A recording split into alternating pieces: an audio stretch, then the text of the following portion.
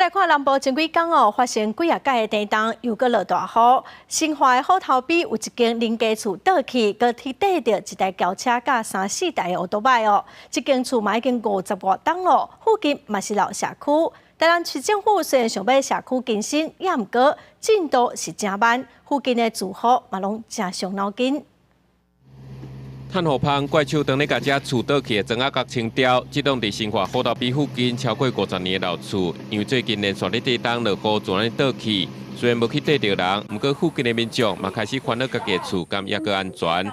遮早期是退来台湾的军人甲亲属咧住，大约74户，土地是台南市的，住户敢若有地上买居住权，所以无权登建。 遮厝其实咱拢无权利会当家己登起嘛吼。伊袂当你会当征收尔，征收爱去申请。但是遮厝看起来话，拢愈来愈旧啊吼。拢歹啊，但是像安尼，恁家住了会烦恼啊是安怎？给减啊。那我想这个单一的事件已经引起这整个区域值得我们重视的一个重大的一个危机。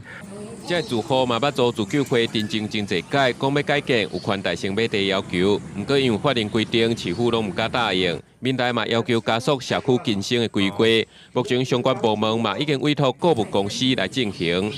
所以这一个部分，我们会根据整个新化区的都市计划发展，跟虎头皮风景区这个区域的整体发展状况，还有对这边居民的居住权保障这样多重的考虑之下，去进行这块土地未来的的规划状况。